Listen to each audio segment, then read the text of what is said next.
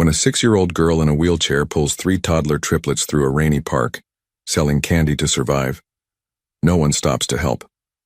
But when a CEO's phone rings with her desperate call, he has no idea the 3 babies she's protecting are his own sons. A single mother's dying wish and a businessman's forgotten past collide in a story about family, sacrifice, and the power of unconditional love. Some bonds are formed not by blood alone, but by the courage to care when no one else will. Before we dive into this powerful story of justice and redemption, type hope in the comments. Tell us where you're watching from, and don't forget to subscribe for more incredible stories. The rain came down in sheets across Chicago's Grant Park, turning the pathways into rivers and driving most people indoors. But Madison Harper couldn't afford to go inside. At 6 years old, with her bright blonde hair plastered to her face and her pink headband drooping, she pushed her wheelchair forward with determined hands, towing an improvised cart behind her. Inside that cart, sheltered under a tattered blue tarp, 3 one-year-old boys huddled together, their identical faces peeking out from under colorful hooded sweatshirts, one red, one yellow, one green. "Candy," Madison called out in her small voice, holding up a soggy box of chocolates to a passing businessman. "Please, sir, just $2. The man glanced down at her, his expensive shoes splashing through a puddle as he hurried past without a word. Madison's shoulders slumped, but only for a moment. She had to keep trying. The babies needed milk, and they were almost out. Behind her, the triplet in the red sweatshirt began to cry. Madison immediately spun her wheelchair around, her small hands working fast despite the rain. "It's okay, Tommy," she whispered, reaching back to adjust the tarp over them. "We'll be home soon, I promise." She didn't mention that home was a cramped studio apartment on the south side where her mother lay weak and feverish in bed. Sarah Harper had been sick for 3 weeks now, too ill to work, too proud to ask for help. Madison had taken over the candy selling, a desperate attempt to earn enough for food and medicine. The rain intensified, and Madison pulled her thin pink hoodie tighter around herself. The wheelchair's wheels struggled against the wet pavement, and the rope connecting the cart dug into her small hands, leaving red marks. But she kept going, kept calling out to the few people who braved the weather. No one bought anything. No one even stopped. By the time Madison reached the park's east entrance, her voice was hoarse and her candy boxes were ruined by water. The 3 babies had fallen quiet, huddled together for warmth. Madison's chest tightened with fear. They needed to get home, needed to get dry. But they also needed money. She spotted a bench under a small awning and maneuvered her wheelchair toward it, pulling the cart into the limited shelter. Her fingers fumbled in her jacket pocket, finding the piece of paper her mother had given her weeks ago. "If something happens," Sarah had said, her voice trembling, "if I can't take care of you anymore, call this number. Tell him about the boys." Madison had asked who he was, but her mother had only cried and said it was complicated.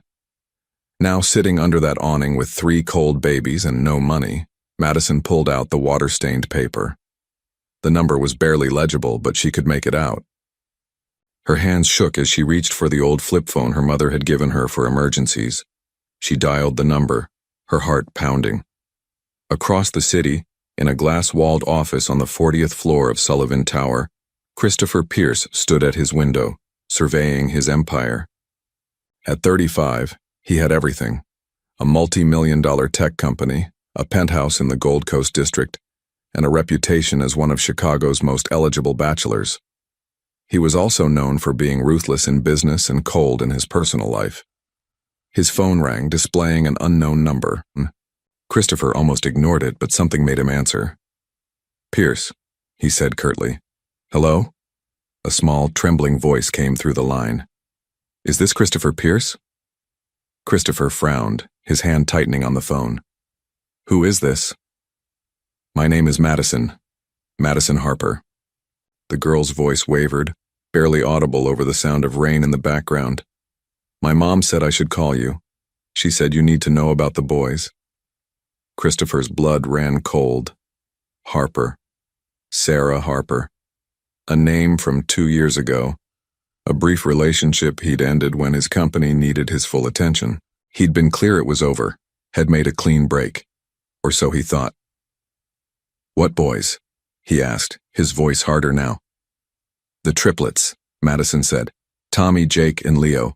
They're 1 year old now. Mom said they're yours. The words hit Christopher like a physical blow. He turned away from the window, his mind racing. Triplets, 1 year old. The timeline matched, but Sarah had never told him she was pregnant. Never called. Never reached out. Where are you? He demanded. Grant Park, near the east entrance. Madison's voice broke. Please, sir. The boys are cold and hungry and Mom is really sick. I don't know what to do. Christopher's jaw clenched. Part of him wanted to hang up, to dismiss this as some kind of scheme. But the desperation in the child's voice was real, and if there was even a chance those boys were his sons. Stay where you are, he said. I'm coming. He ended the call and grabbed his coat, his mind still reeling. In 15 minutes he was in his car, driving through the rain toward Grant Park. His hands gripped the steering wheel so tight his knuckles turned white. When he arrived at the east entrance, he spotted them immediately. A small girl in a pink hoodie, sitting in a wheelchair under an awning with a makeshift cart behind her. As he approached, she looked up, her blue eyes wide and hopeful. Are you Christopher? She asked. He nodded, unable to speak. His eyes moved to the cart, where 3 small faces peered out from under the tarp.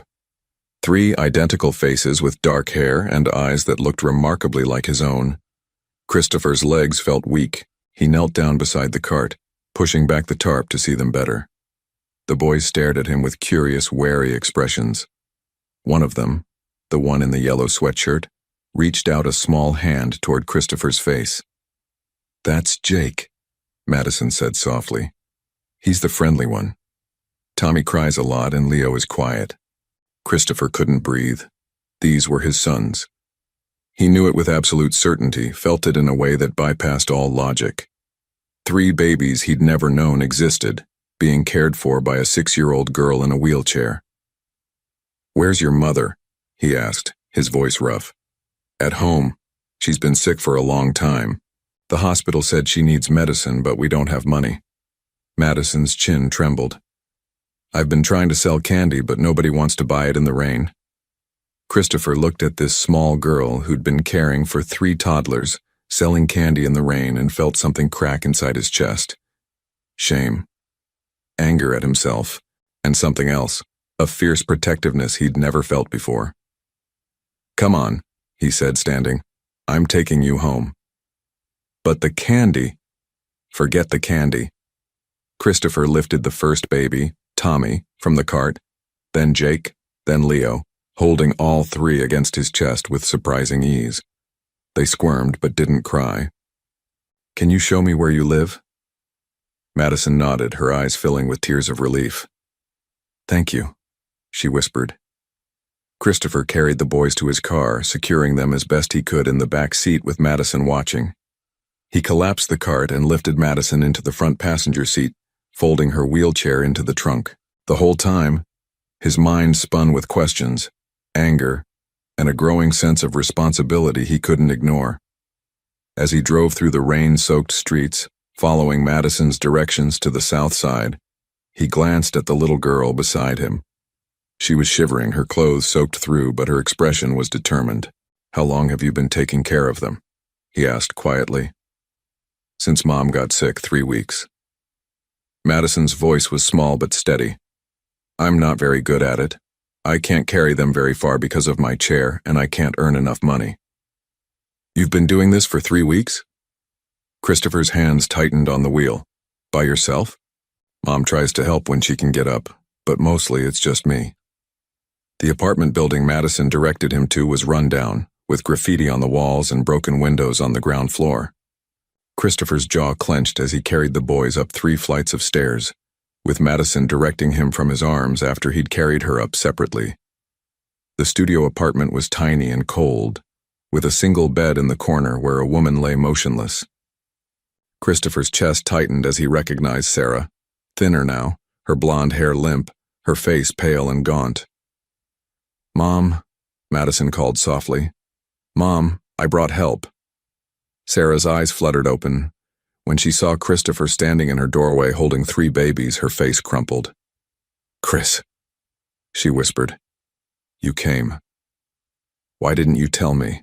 Christopher's voice was controlled, but anger simmered beneath. "Why didn't you tell me you were pregnant?" "You made it clear you didn't want complications," Sarah said weakly. "You said your company came first. I didn't want to be another obligation you resented. So you raised triplets alone in this?" Christopher gestured at the cramped apartment, his voice rising. "You let your daughter sell candy in the rain to feed my sons?" "I did what I could." Tears rolled down Sarah's cheeks. "I tried to protect them, to give them a good life. But I'm dying, Chris. The doctors say I have maybe 2 months, and Madison—" Her voice broke. "Madison isn't yours, she's from before. But she loves those boys like they're her brothers." Christopher stood frozen, processing this information. Sarah was dying. Madison had been caring for 3 one-year-olds while trying to keep her mother alive. And he'd been in his glass tower, completely oblivious. He looked down at the 3 boys in his arms, then at Madison, who watched him with desperate hope in her eyes. "Pack whatever you need," he said finally. "All of you are coming with me." "Chris, you don't have to—" "I'm not asking." Christopher's voice was firm. "Those are my sons. You're their mother. And Madison has been taking care of all of you. I'm not leaving any of you here." Sarah closed her eyes, relief washing over her features.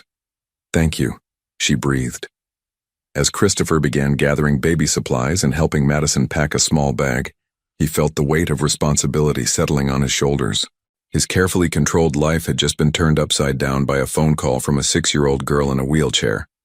And somehow, looking at Madison's grateful smile and his son's curious faces, he knew nothing would ever be the same.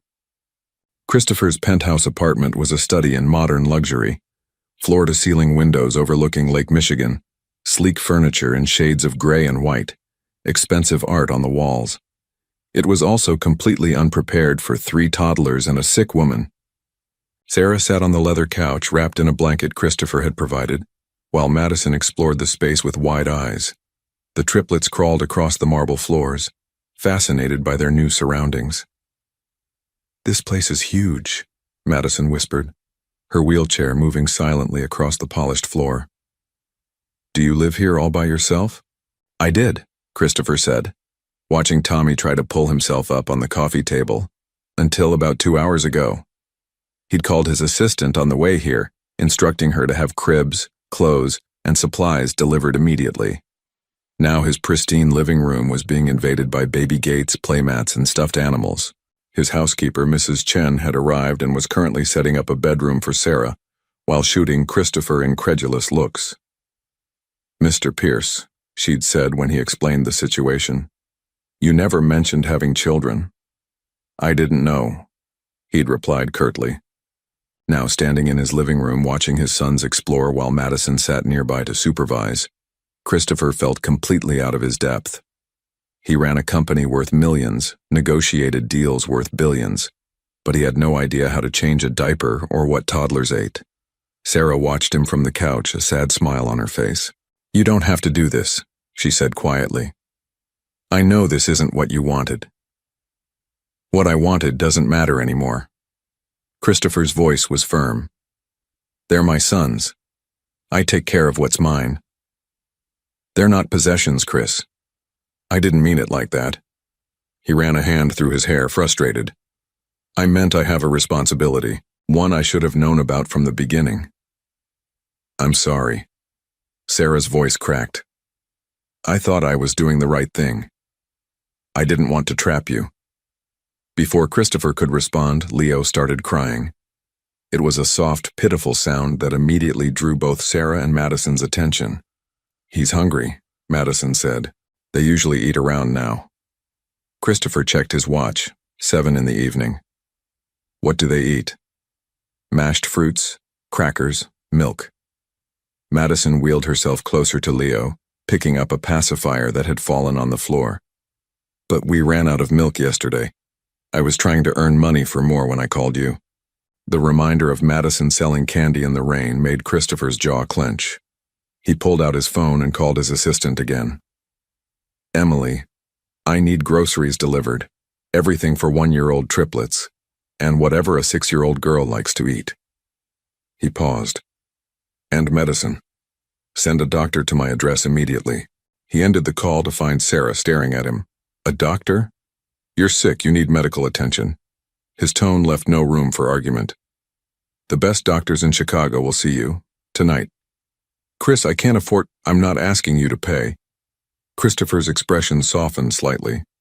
You've been raising my sons alone for a year. The least I can do is make sure you get proper medical care. Tears filled Sarah's eyes. I really am dying. The cancer is stage 4. No amount of money can fix that. The words hung in the air. Madison, who'd been listening, went very still. Christopher saw the fear flash across her face, the way her small hands gripped the wheels of her chair. Madison, he said gently, why don't you show me where the boys like to play?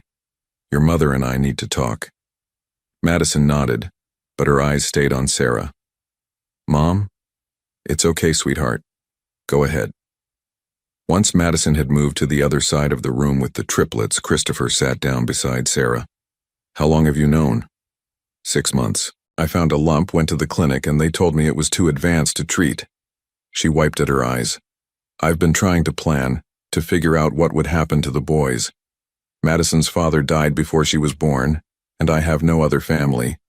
I was going to call you eventually, but I kept hoping maybe a miracle would happen. What about treatment, surgery? There must be something. There's nothing. Sarah's voice was resigned. I made peace with it. But Madison and the boys, they need someone. Madison is amazing, but she's 6 years old. She shouldn't have to raise 3 babies. Christopher looked across the room where Madison was making the triplets laugh by doing silly voices. Despite everything, the little girl was smiling, focused on keeping the boys happy.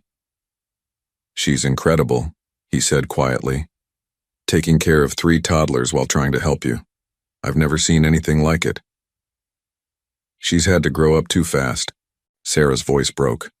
I hate that I couldn't give her a normal childhood. What's her story? You said she's not mine. Her father was my high school sweetheart. He died in a car accident 2 weeks before Madison was born. She was born premature, with complications that affected her spine. The doctors said she'd never walk. Sarah watched her daughter with love in her eyes. But she's never let it stop her. She's smart, determined, and has more courage than most adults I know. Christopher found himself impressed by the small girl who'd called him for help. She called me today. Somehow figured out that was what she needed to do. I gave her your number weeks ago in case something happened to me. I never thought she'd actually use it. Sarah turned to him. She told you about the boys? She said they were mine. Gave me their names. Christopher's voice was rough. The moment I saw them, I knew it was true. They look like you. Everyone says so. Sarah smiled sadly. Tommy has your determination. Jake has your charm. And Leo has your intensity. I don't know anything about being a father. Neither did any father when they started. Sarah reached out and touched his hand. But you came when Madison called. You brought us here. You're already doing better than you think. Before Christopher could respond, Dr. Mitchell arrived, one of Chicago's top oncologists, summoned by Emily's efficient call. As the doctor examined Sarah in the bedroom Mrs. Chen had prepared, Christopher found himself alone in the living room with 4 children. The triplets were getting fussier, tired, and hungry. Madison did her best to soothe them, but Christopher could see her exhaustion. She was just a child herself, running on empty. Madison, he said, approaching carefully. When did you last eat? She thought about it. This morning. Toast. Just toast? We were saving the food for the boys. Christopher felt that crack in his chest widen. This little girl had been starving herself to feed his sons. Come on, he said, pulling out his phone to order food. We're all eating. Real food. As much as you want. Madison's eyes lit up. Really? Really? What do you like? Pizza? Her voice was hopeful. With extra cheese? Pizza with extra cheese coming up. Christopher placed the order, adding several other items just in case. Then he turned to the triplets, who were now all crying. "Okay, someone teach me how to do this." Madison giggled, the first genuine laugh he'd heard from her. "You really don't know?" "I really don't know." For the next hour, Madison taught Christopher the basics of baby care: how to hold them, how to comfort them, how to feed them the groceries that had been delivered. It was chaotic and messy, with formula on Christopher's expensive shirt and strained pears on his designer couch, but somehow they managed. By the time Dr. Mitchell emerged from Sarah's room, the babies were fed and drowsy. Madison was eating her third slice of pizza, and Christopher was covered in various baby fluids. The doctor's expression was grave. "Mr. Pierce, may I speak with you privately?" They stepped into Christopher's home office. "Doctor." Mitchell closed the door and faced him with professional sympathy. "Ms. Harper's condition is extremely advanced. The cancer has metastasized throughout her body. Without aggressive treatment, which she's declined, I'd estimate she has 6 to 8 weeks left. There's nothing you can do? At this stage, we can only make her comfortable. I can arrange for hospice care, pain management, and nursing support." Christopher nodded, processing the information. "Do it. Whatever she needs. Cost isn't an issue." "There's something else you should know." Dr. Mitchell hesitated. "Ms. Harper is concerned about what will happen to her daughter after she passes. Madison is not biologically related to you, correct?" "Correct. She's Sarah's daughter from a previous relationship." "Then legally you have no obligation to her. Sarah asked me to discuss options for Madison's care. Without family, she would likely go into the foster system." The words hit Christopher hard. Madison, brave, selfless Madison who'd kept his sons alive, thrown into foster care, separated from the only brothers she'd ever known. "No," he said firmly. "That's not happening." "Mr. Pierce, I understand you feel grateful, but raising 4 children, including one with special needs, is a significant commitment." "I don't care." Christopher's voice was cold. "Madison stays with her brothers. That's non-negotiable." Dr. Mitchell studied him for a moment, then nodded. "I'll have the hospital's social worker contact you about the legal process for guardianship. In the meantime, I'll set up everything Ms. Harper needs." After the doctor left, Christopher returned to the living room. Sarah was back on the couch, looking exhausted but more comfortable. Madison sat beside her, and the triplets were sleeping in their new cribs that had been assembled in what used to be Christopher's guest room. "What did the doctor say?" Sarah asked, though her eyes said she already knew. "That we're going to make sure you're comfortable, that you're not in pain." Christopher sat down in the chair across from them, "And that I'm going to take care of all 4 kids, permanently." Sarah's eyes widened. "Chris, Madison isn't your responsibility." "She is now." His tone was final. "She's the boys' sister. She loves them. And after everything she's done, I'm not letting her go into foster care." Madison looked up at him with tears in her eyes. "Really? You mean it?" "I mean it." Christopher met her gaze. "You called me for help. I'm going to help, all the way." Madison burst into tears and wheeled herself over to him, throwing her small arms around his waist. Christopher awkwardly patted her back, feeling overwhelmed and terrified and somehow right all at once. Sarah was crying too. "Thank you," she whispered. "Thank you for giving them a chance." As Christopher held Madison and watched Sarah's relief, he realized his life had changed completely in just a few hours. He had 3 sons he was learning to know, a dying woman under his roof, and a 6-year-old girl who'd just claimed a piece of his heart. And somehow, despite the chaos and fear and uncertainty, he knew he'd made the right choice. The first week was chaos. Christopher had always prided himself on his ability to handle pressure, to maintain control in any situation. But nothing in his years of building a tech empire had prepared him for 3 toddlers who woke up crying at 2 in the morning, or a 6-year-old who had nightmares about her mother dying, or the reality of caring for a terminally ill woman. His penthouse, once a shrine to minimalist luxury, transformed into something unrecognizable. The living room was now dominated by playmats and toy boxes. The kitchen, which he'd rarely used, was stocked with sippy cups and children's plates. And his home office, his sacred space for work, had become a makeshift bedroom for Sarah when the stairs to the guest room became too difficult for her to manage. Christopher hired a full-time nurse for Sarah, a kind woman named Patricia who specialized in hospice care. He also brought in a nanny, Mrs. Rodriguez, to help with the children during the day. But at night, he insisted on handling things himself. "You don't have to do this," Sarah told him one evening, watching from the couch as he struggled to get all three boys into pajamas. "You have people for this."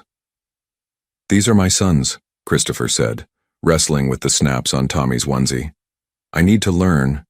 Madison sat nearby in her wheelchair, giggling as Jake made a break for it, crawling away naked before Christopher could catch him. "He does this every night," Madison said. "You have to be faster." "Noted." Christopher scooped up Jake and brought him back, trying again. This time, with Madison's coaching, he succeeded. By the end of that first week, Christopher had learned more about childcare than he'd ever imagined needing.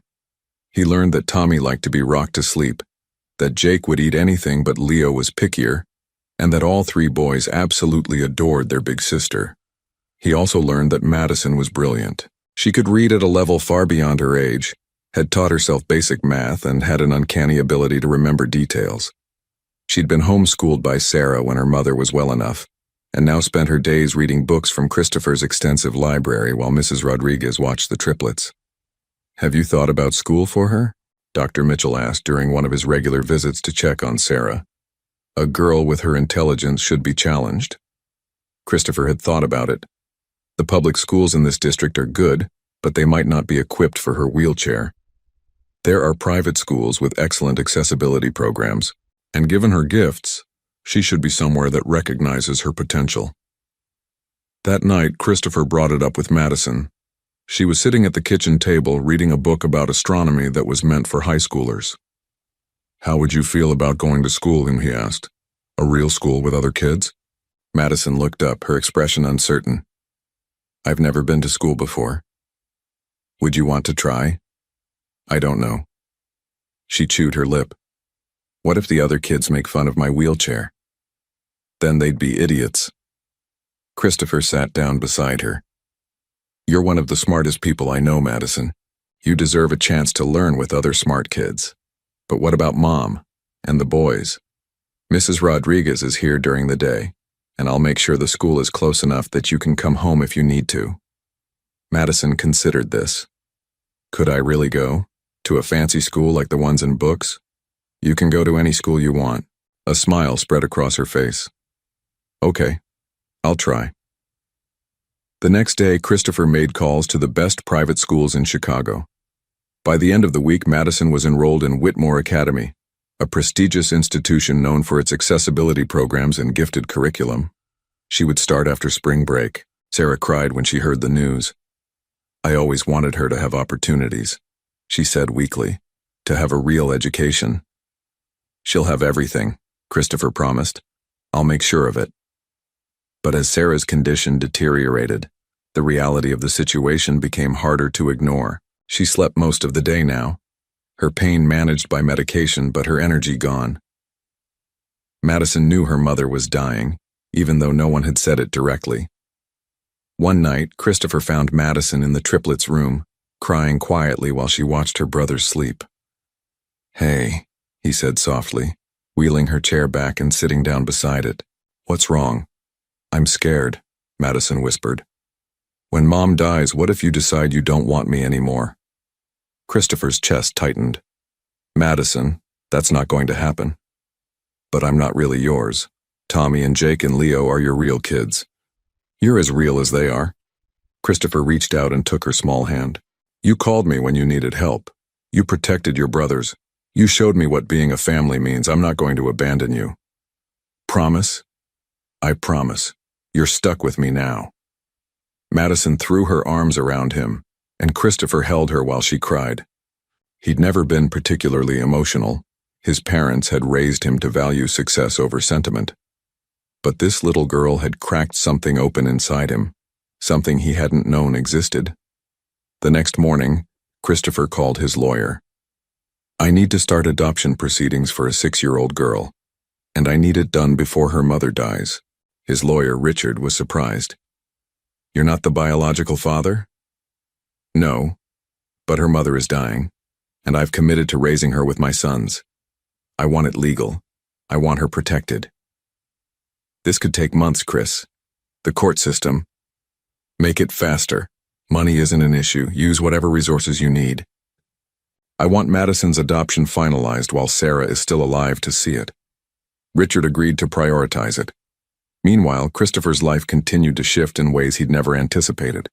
His business partner, Marcus, showed up at the penthouse unannounced one afternoon. "I've been trying to reach you for days," Marcus said, staring at the chaos of toys and baby equipment. "We have the Brennan meeting tomorrow and you haven't reviewed the contracts. I'll look at them tonight." "Chris, what's going on? You've been absent for 2 weeks. The board is asking questions." Christopher picked up Leo, who'd crawled over to investigate the stranger. "I have sons, triplets. I'm adjusting." Marcus's eyes widened. "Since when?" "Since always, apparently. I just didn't know." Christopher gave him a brief explanation, watching Marcus's expression cycle through shock, confusion, and finally concern. "So you're raising 4 kids now? Chris, you can't run a company and watch me." Christopher's voice was firm. "I built this company. I can manage both." But the truth was, he was struggling. The sleepless nights were catching up to him. He'd taken emergency calls during diaper changes and reviewed contracts while feeding babies. His focus was fractured, his energy depleted. One evening, while working late after the children were asleep, Sarah wheeled herself into his office using a wheelchair of her own now. She looked frail, her skin almost translucent. "You're burning out," she said quietly. "I'm fine." "You're not. You're trying to be everything to everyone and you can't sustain it." She wheeled closer. "Chris, I need to tell you something about Madison." Christopher looked up, noting the seriousness in her tone. "Madison is special. Not just smart, though she's brilliant. She's also one of the most empathetic people you'll ever meet. She feels everything deeply." Sarah's eyes filled with tears. "When I'm gone, she's going to grieve hard. She'll probably try to hide it to be strong for the boys, but she'll need you to see through that, to let her be a kid sometimes, not just a helper. I'll take care of her. I know you will, but I need you to understand something else." Sarah's voice dropped to a whisper. "Madison has never had a father. She's never had someone who put her first. She's been taking care of me, taking care of the boys. She needs someone to take care of her." The words landed hard. Christopher realized he'd been so focused on the logistics, the feeding, the scheduling, the legal issues, that he hadn't fully considered the emotional weight Madison was carrying. "I'll do better," he said quietly. "You're already doing better than you know." Sarah smiled sadly. "Thank you for giving her a chance at a real family." 2 days later, Sarah collapsed. Patricia called Christopher at the office and he raced home to find paramedics in his living room. Sarah was conscious but weak, and Dr. Mitchell arrived shortly after. "It's time," the doctor said gently. "Her organs are shutting down. I'd estimate she has a few days at most." Christopher felt the reality of it crash over him. He'd known this was coming, but knowing and experiencing were different things. Madison was at her 2nd day of school. Christopher had Mrs. Rodriguez pick her up early, preparing her gently on the ride home. When Madison arrived and saw the medical equipment, the drawn faces of the adults, she knew. She wheeled herself straight to Sarah's bedside and took her mother's hand. "Mom?" Sarah opened her eyes. "Hi, sweetheart. You're leaving, aren't you?" Tears rolled down Sarah's cheeks. "I'm so sorry, baby. I don't want to go." "It's okay." Madison's voice was steady even as tears fell. "Christopher said he'll take care of me and the boys. You don't have to worry. I know he will. He's a good man." Sarah reached up to touch Madison's face. "You've been so brave, my love. So strong. But now you get to be just a kid again, okay? You get to play and learn and not worry about everything. I don't want you to go. I know, but I'll always be with you. In your heart. Every time you're brave, every time you're kind, I'll be there." Christopher stood in the doorway, watching this heartbreaking goodbye. The triplets were napping, unaware their mother was dying. Madison stayed by Sarah's side all day and into the night. Christopher brought her food she didn't eat and offered to let her rest, but she refused to leave. "I want to stay with her," Madison said. "Please." So Christopher set up a small bed next to Sarah's medical bed, and Madison slept there holding her mother's hand. 3 days later, with the morning sun streaming through the windows, Sarah Harper took her last breath. Madison was beside her, along with Christopher and Patricia. Madison didn't make a sound. She just held her mother's hand and stared at her face, as if memorizing every detail. Christopher gently lifted Madison and held her while she finally broke down, her small body shaking with sobs. "I've got you," he whispered. "I've got you, Madison. You're not alone." And as he held this grieving child, Christopher made a silent vow. He would be the father she'd never had. He would give her the life Sarah wanted for her, no matter what it took. The weeks following Sarah's death were among the hardest of Christopher's life. Madison withdrew into herself, going through the motions of daily life, but losing the spark that had defined her. She went to school, came home, helped with the triplets, and spoke only when spoken to. At night, Christopher could hear her crying in her room, muffled sobs she tried to hide. The triplets, too young to understand, asked for their mama in their limited vocabulary. Each time, Madison would hold them and say, "Mama's in heaven," her voice steady, even as her eyes filled with tears. Christopher felt helpless. He could solve business problems, negotiate impossible deals, but he had no idea how to heal a grieving 6-year-old's heart. "She needs time," Patricia told him gently, "and she needs to know it's okay to be sad." So Christopher tried. He started reading to Madison every night books she chose from the library. He took her to the park on weekends, pushing her wheelchair alongside the triplets' stroller. He made sure she knew she could talk about Sarah, that her mother's memory wouldn't be erased. Slowly, very slowly, Madison began to emerge from her grief. Not healed, grief didn't work that way, but learning to carry it. One evening, about 6 weeks after Sarah's death, Madison wheeled into Christopher's office where he was reviewing contracts. "Can I ask you something?" she said quietly. "Always. Do you ever wish you didn't have to take care of me, that it was just the boys?" Christopher set down his papers and gave her his full attention. "Never, not once, but I'm not really yours. You didn't sign up for me." "Madison, come here." When she wheeled closer, Christopher crouched down to her level. "You know what I thought about the night your mom died? How lucky I was that I got to keep you. That I didn't just get 3 sons, I got an incredible daughter too." "Really? Really? You made me a better person, Madison. You showed me what real courage looks like. I'm honored to be your dad." It was the first time he'd used that word. "Dad?"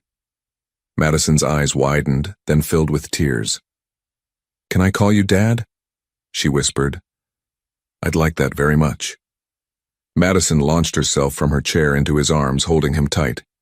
Christopher held her back, feeling the weight of responsibility and love settle deeper into his bones. The next day, Christopher received good news from his lawyer. Thanks to substantial legal resources and Sarah's advance consent, the adoption process was progressing faster than expected. If everything went smoothly, Madison would legally be his daughter within 3 months. But that same week, a new challenge emerged. Christopher's mother, Victoria Pierce, arrived at the penthouse unannounced. She was an elegant woman in her 60s, always impeccably dressed with the same sharp eyes as her son. "Christopher," she said as she swept into the apartment, taking in the toys scattered across the floor with obvious disapproval. "We need to talk. Mother, I wasn't expecting you. Clearly, I had to hear from Marcus that you suddenly have 4 children." Her gaze landed on Madison, who was playing with the triplets in the corner. "Is this true?" "Yes, Mom. Meet your grandsons, Tommy, Jake, and Leo, and your granddaughter, Madison." Victoria's expression didn't change. "You never mentioned having children." "I didn't know about the boys until recently. And Madison, I'm adopting her." "Adopting?" "Christopher, you can't just adopt random children because you feel guilty. She's not random. She's the boy's sister, and she's remarkable. Victoria turned to study Madison more carefully. The wheelchair? She was born with spinal complications. She uses a wheelchair for mobility. And you think you can handle that? The medical needs, the special equipment? I can handle anything for my children. Christopher's voice was cold. Victoria sighed. Christopher, I'm not saying this to be cruel, but you're a single man running a company. 4 children, including one with special needs, is an enormous responsibility. Have you considered that they might be better off with specialized families? Adoption agencies that can place them appropriately? Madison, who'd been listening, went very still. Christopher saw the fear flash across her face. Get out, Christopher said quietly. Excuse me? You heard me. Get out of my home. Those are my children, and they're not going anywhere. Victoria's eyes narrowed. I'm trying to help you see reason. The only thing I see is someone who thinks children are disposable if they're inconvenient. Is that how you saw me? As an obligation to manage? Don't be ridiculous. You were our son. And Madison is my daughter. The boys are my sons. This conversation is over. Christopher moved to the door and opened it. Leave. Victoria stood, gathering her purse with sharp movements. You're making a mistake. Running a company and raising 4 children. Something will suffer. Probably both. After she left, Christopher turned to find Madison staring at him with wide eyes. You really meant it, she said. That you want to keep me. I've been trying to tell you that. But your mom, she said I have special needs, that I'm too hard. Christopher crossed to her and knelt down. You know what I learned since you came into my life? That the things worth having are rarely easy. You're brilliant, brave, and yes, you use a wheelchair, so what? That doesn't make you less. It makes you you. Madison's lip trembled. Nobody ever defended me like that before. Well, get used to it, because that's what dads do. Madison threw her arms around his neck and whispered, Thank you, Dad. The word, said with such trust and love, nearly broke him, but his mother's visit had raised a valid point. Christopher was struggling to balance everything. His company was suffering from his reduced attention. The board was making noises about bringing in a co-CEO to manage day-to-day operations, and Christopher himself was exhausted, running on caffeine and determination. Something had to give. Marcus came to the penthouse later that week to discuss business. After their meeting, he lingered, watching Christopher attempt to feed all 3 triplets simultaneously, while Madison did her homework at the kitchen table. You need help, Marcus said bluntly. I have Mrs. Rodriguez during the day. I'm not talking about a nanny. I'm talking about a partner, someone to share this with. Christopher focused on wiping mashed sweet potato off Jake's face. I'm not interested in dating. Why not? Because I have 4 children and a company to run. When exactly would I have time for a relationship? You'd make time if you found the right person. Marcus leaned against the counter. Chris, you can't do this alone forever. You're going to burn out. I'm fine. You fell asleep in the board meeting yesterday. Christopher grimaced. That was unfortunate. That was inevitable. Look, I'm not saying you need to get married tomorrow, but you should at least be open to the possibility. After Marcus left, Christopher found himself thinking about it. He'd never been particularly interested in serious relationships. His longest relationship, with Sarah, had ended when his company demanded more attention. He'd always assumed he'd settle down eventually. But now that he had 4 children, the idea of adding someone else to the mix seemed overwhelming. And then there was the question of who would want to sign up for this chaos. The next morning, Madison's teacher called. Mrs. Blackwell from Whitmore Academy wanted to discuss Madison's progress. Christopher met her at the school, worried something was wrong. But when he arrived in her office, Mrs. Blackwell was smiling. Mr. Pierce, I wanted to meet with you to discuss Madison's exceptional abilities. In the 2 months she's been here, she's already accelerated beyond her grade level in every subject. She's reading at an 8th grade level and her mathematics comprehension is extraordinary. That's good news. It is. But it also means she needs more challenge.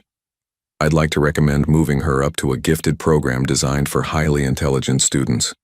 It would mean more advanced coursework and specialized instruction. Christopher considered this. Would she still be with children her age? Socially, I mean. Yes. The program integrates social activities with academic challenge. She'd have peers who think like she does. Then let's do it. Mrs. Blackwell looked relieved. Wonderful. I also wanted to mention, Madison rarely talks about herself or her life before coming here. But when we discussed families in class, she wrote an essay about her mother's death. It was heartbreaking and beautiful. I thought you should know. She handed Christopher a printed copy. He read Madison's words, simple but profound, about loving her mother, missing her, and being grateful for her new family. She's been through more than most adults experience, Mrs. Blackwell said gently, but she's remarkably resilient. She's the strongest person I know, Christopher said quietly. That evening he found Madison reading in her room, a space they'd decorated together with bookshelves and a reading nook accessible from her wheelchair. Your teacher called, he said, sitting on the edge of her bed. She told me about the essay you wrote. Madison looked up, suddenly anxious. Am I in trouble?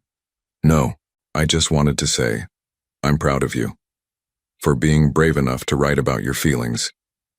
I miss her every day, Madison said softly. Is that normal? Completely normal. You'll always miss her. But it will get easier to carry, I promise. Do you think she'd be happy that I'm here with you and the boys? I think she'd be thrilled. You're safe, you're loved, and you're getting the education she always wanted for you. Madison smiled, a real smile that lit up her whole face. I love you, Dad. It was the first time she'd said it. Christopher felt his chest tighten with emotion. I love you too, Madison.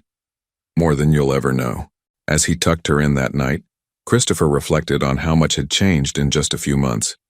He'd gone from a single workaholic to a father of 4, navigating grief and joy in equal measure. His mother thought he was making a mistake. Maybe part of him worried she was right. But when he checked on the triplets, all sleeping soundly, and saw Madison's peaceful face in the room next door, he knew with absolute certainty that this was exactly where he was supposed to be, even if he had no idea how he was going to make it all work. 6 months had passed since that rainy day in Grant Park, and Christopher's life bore no resemblance to what it had been. The triplets were now 18 months old, walking and babbling and getting into everything. Madison had thrived in her gifted program, making friends and excelling in every subject, and Christopher had learned to function on less sleep than he'd thought possible. He'd also made changes at work. Marcus was now co-CEO, handling day-to-day operations while Christopher focused on strategy and major decisions. It wasn't perfect. Christopher still worked long hours, but it was sustainable. The adoption had been finalized 2 months ago. Madison was legally his daughter now, her last name changed to Pierce. She'd cried tears of joy when the judge made it official, holding the certificate like it was made of gold. But despite all the positive changes, Christopher couldn't shake the feeling that something was missing. He loved his children fiercely. Watching the triplets grow, seeing Madison blossom gave him a sense of purpose he'd never found in business. But the exhaustion was catching up to him, and he was starting to understand what Marcus had meant about needing a partner. Not just for practical help, though that would be welcome, but someone to share this with. Someone who understood the chaos and loved it anyway. He'd tried dating briefly. Well, Emily had set him up on 2 dates with women she thought would be suitable. Both had been disasters. The first woman had seemed interested until she met the children. The second had been openly judgmental about Madison's wheelchair. Christopher had walked away from both dates feeling frustrated and oddly protective.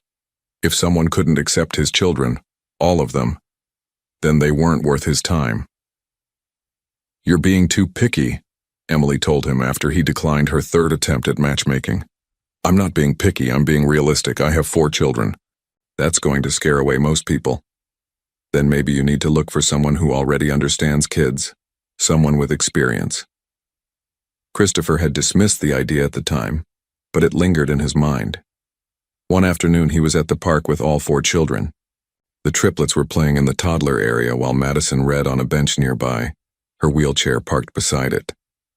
Christopher was trying to keep track of 3 mobile toddlers, feeling like he was playing a constant game of catch the runner. "Jake, no, that's someone else's toy," he called out, intercepting his most adventurous son before he could steal another child's bucket. A woman's laugh made him turn. She was sitting on the next bench over, watching with amusement. She looked to be in her early 30s with dark hair pulled back in a ponytail and warm brown eyes. "Triplets?" she asked. "That obvious?" The matching faces and simultaneous chaos gave it away. She smiled. "I have twins at home. I know the struggle." "Then you have my sympathy." "And my admiration. 3 at once is harder than 2. Christopher managed to corral Leo before he ate sand, lifting him up with practiced ease. "Some days I'm not sure how we survive. But you do. That's what matters." The woman gestured to Madison. "Is she yours too?" "Yes. Madison's my oldest. She's reading at the park, my kind of kid." The woman stood, extending her hand. "I'm Rachel Hayes, by the way." Christopher Pierce. They shook hands and Christopher felt an unexpected spark of connection. Rachel had an easy manner, a genuine smile, and most importantly, she hadn't shown any sign of judgment about his children. "How old are the triplets?" Rachel asked. 18 months, and Madison just turned 7. "So you're in the thick of it. The terrible 2s are coming.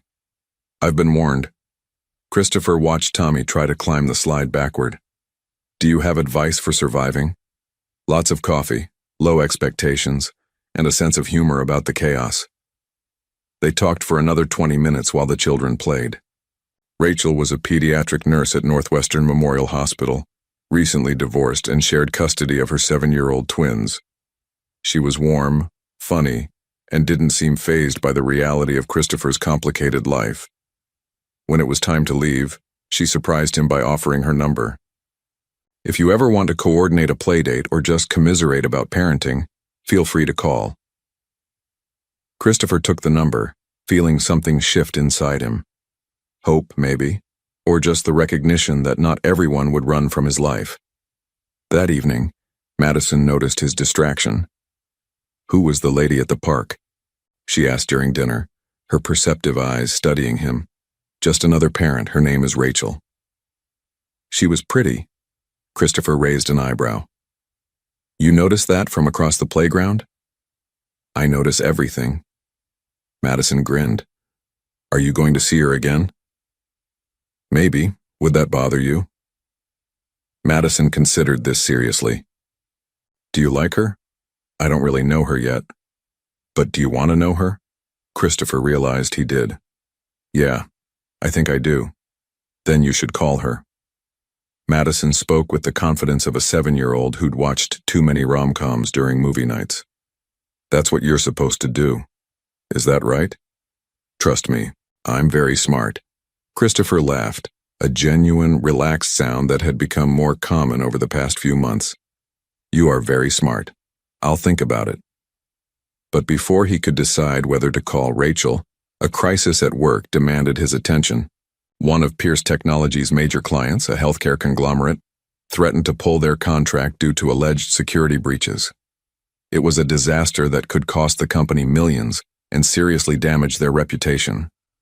Christopher spent the next 3 days barely sleeping, working with his security team to investigate the claims. Marcus handled the business side, but Christopher needed to understand the technical details.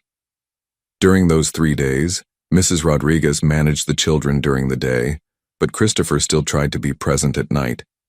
He was running on fumes, stress eating away at him. On the 3rd night, he came home at 11 to find Madison still awake, reading in the living room. "Madison, you should be asleep." "I was worried about you. You look tired." "I'm fine." "You're not fine. You look like you did when Mom first died, like you're carrying too much." Christopher sat down beside her wheelchair, suddenly feeling the weight of everything.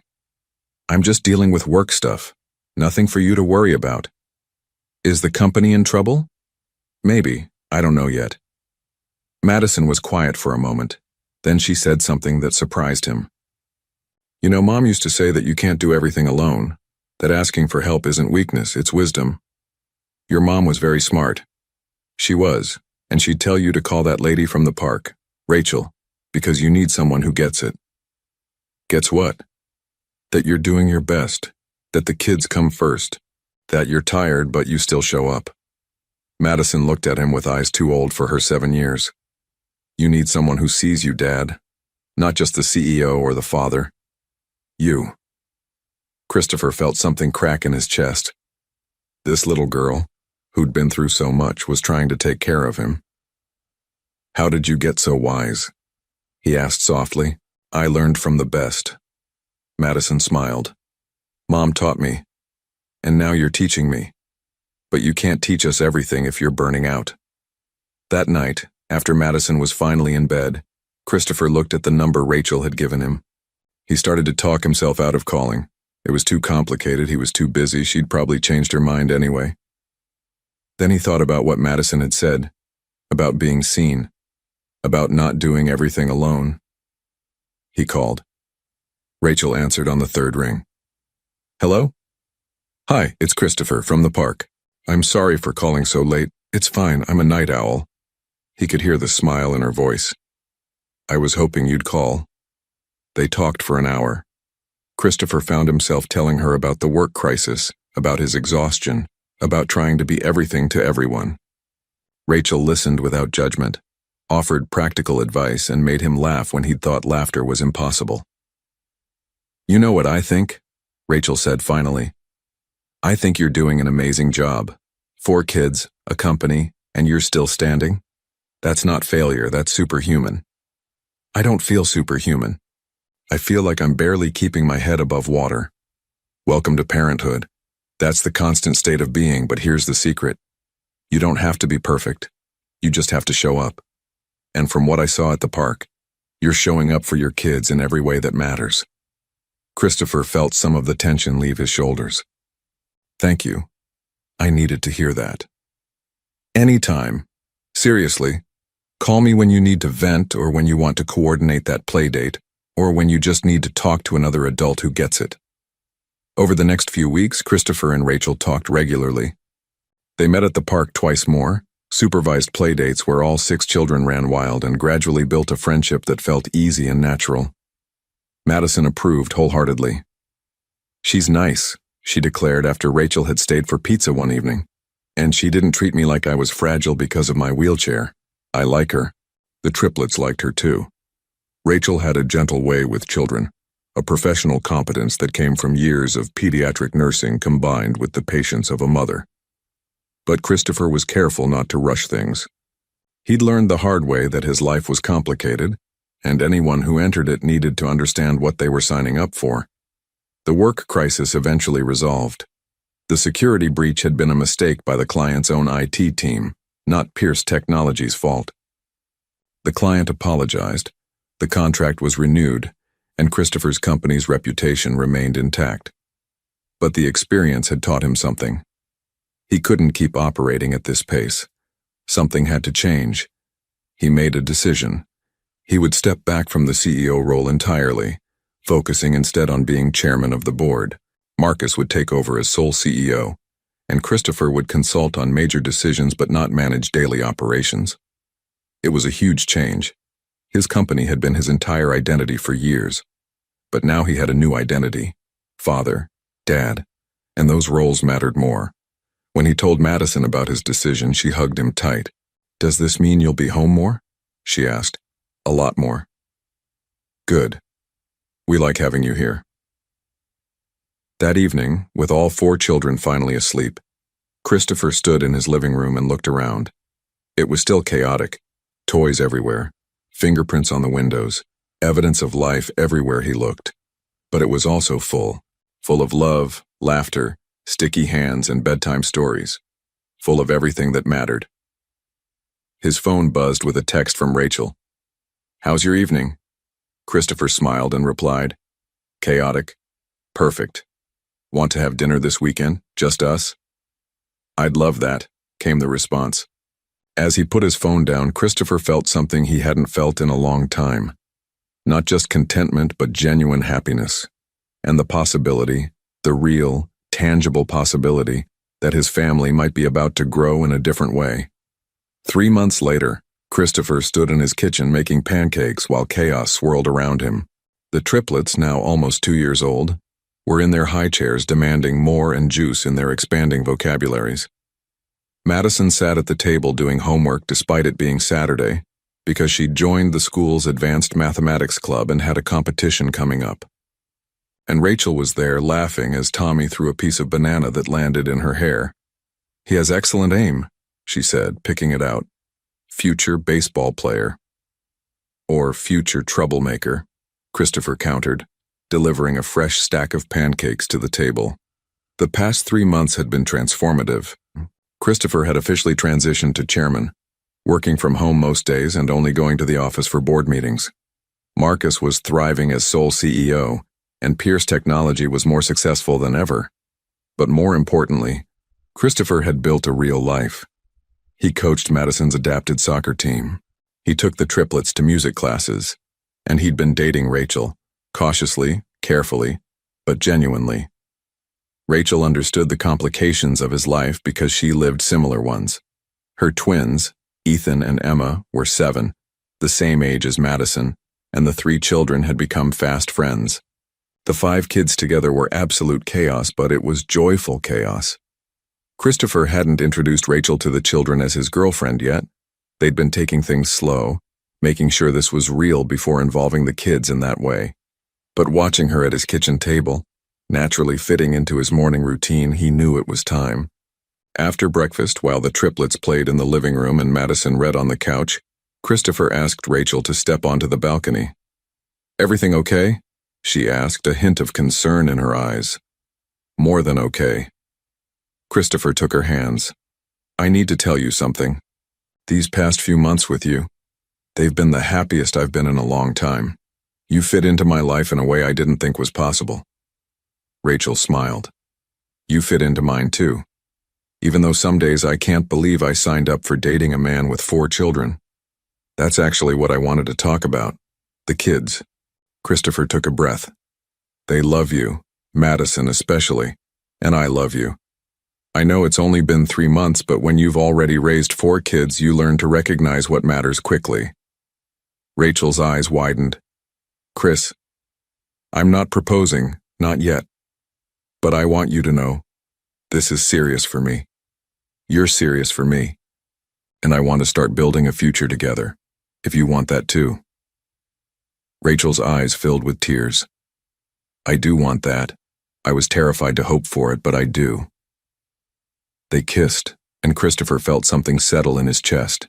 Peace. Rightness. When they returned inside, Madison looked between them with a knowing smile. "What?" Christopher asked. "Nothing. Just happy." But her grin said she'd figured out exactly what had happened on the balcony. That afternoon, Christopher took Madison to visit Sarah's grave. They went once a month, bringing flowers and spending time talking to her. Madison placed the fresh flowers in the vase and touched the headstone gently. "Hi, Mom. I miss you." Christopher stood back, giving her space. "I wanted to tell you I'm happy now. Really happy. Dad is amazing. He comes to all my school stuff, and he helps me with homework even when it's really hard. And the boys are getting so big. Tommy's the troublemaker, Jake makes everyone laugh, and Leo is super smart." Madison paused. "And Dad has a girlfriend now. Her name is Rachel. I think you'd like her. She's nice and she doesn't treat me like I'm different because of my wheelchair." Christopher felt his throat tighten with emotion. "I know you wanted me to be happy," Madison continued, "and I am. I still miss you every day, but I'm okay.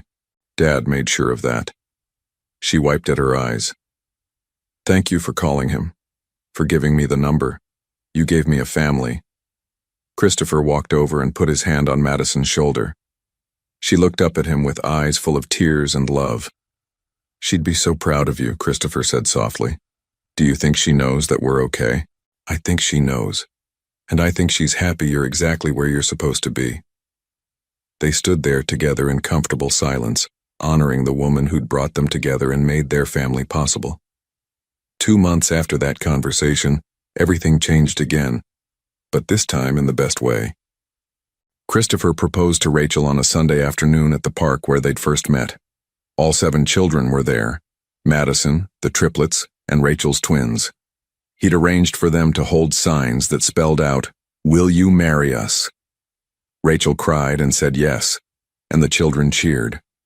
Madison wheeled herself over to hug Rachel, whispering something that made Rachel cry harder. "What did you say to her?" Christopher asked Madison later. "I told her I was happy she was going to be my mom. My second mom." Madison smiled. "I have 2 moms now. One in heaven and one here. I'm really lucky." Christopher pulled her into a hug, overwhelmed with gratitude for this extraordinary child who'd changed his entire life with a single phone call. The wedding took place 6 months later in a small ceremony at Christopher's penthouse. Madison was the flower girl, wheeling herself down the aisle, scattering rose petals. The triplets were ring bearers, causing chaos but looking adorable in their matching suits. Rachel's twins were junior bridesmaids. When Christopher and Rachel exchanged vows, Christopher added something unexpected. "I promise to love your children as my own, and to build a family where every child knows they're valued, loved, and exactly where they belong." There wasn't a dry eye in the room. After the wedding, they bought a large house in Evanston, closer to Northwestern where Rachel worked, with accessible features throughout for Madison, and enough bedrooms for everyone. It was chaos with 7 children, but it was beautiful chaos. Christopher's mother came to visit once after the wedding. She walked through the house, observing the organized chaos of their blended family with a critical eye. "This is what you chose?" she asked Christopher. "All this noise and complication?" Christopher looked across the room where Rachel was reading to the triplets. Madison was teaching Ethan and Emma a card game, and Jake was trying to climb the bookshelf. "Yes," he said simply. "This is exactly what I chose, and it's the best decision I ever made." Victoria studied him for a long moment, then something in her expression softened. "You look happy." "I am happy, happier than I've ever been." "Then I suppose I was wrong, about what you could handle." She paused. "That little girl, Madison, she's remarkable." "She is. She has your stubbornness."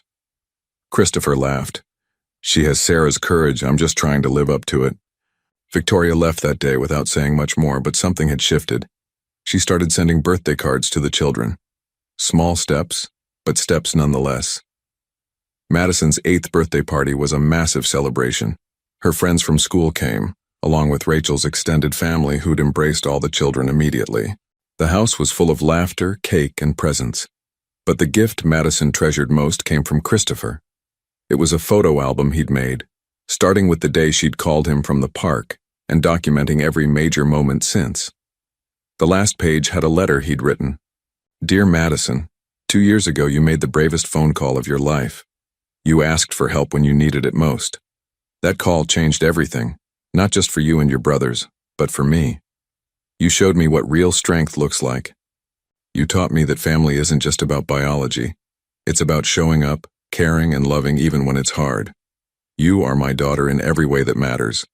Your courage, intelligence, and kindness inspire me every day. Your mother would be so incredibly proud of the person you're becoming. Thank you for choosing me to be your dad. It's the greatest honor of my life. Love always, Dad." Madison read the letter 3 times, crying happy tears. Then she wheeled herself over to Christopher and hugged him tight. "I love you, Dad. I love you too, sweetheart. Forever." That night, after all the guests had left and the children were finally asleep, Christopher and Rachel sat on their back porch, exhausted but content. "This is our life now," Rachel said, leaning against him. 7 kids, chaos every day, and no quiet moments. "Any regrets?" Christopher asked. "Not even one." "You?" And Christopher thought about his old life, the quiet penthouse, the singular focus on work, the emptiness he hadn't known he felt. Then he thought about Madison's laughter, the triplets' sticky hugs, Rachel's love, and the family they'd built together. "Not even close to one," he said. They sat together in comfortable silence, watching the stars come out over their home. Inside, 7 children slept safely, children who were loved, protected, and exactly where they belonged. Christopher thought back to that rainy day in Grant Park, when a desperate 6-year-old had called him for help. He'd thought he was rescuing her and his sons. But the truth was they'd rescued him. They'd shown him what really mattered, what success actually looked like, what it meant to build something that lasted. And as he sat there with Rachel's hand in his, listening to the quiet sounds of their home, Christopher felt a gratitude so profound it took his breath away. He'd built a company, made millions, and achieved everything he'd thought he wanted. But this chaotic, beautiful, imperfect family, this was his greatest accomplishment. This was love. This was home. And it all started with a little girl in a wheelchair who'd been brave enough to ask for help, and a man who'd been wise enough to answer. The end.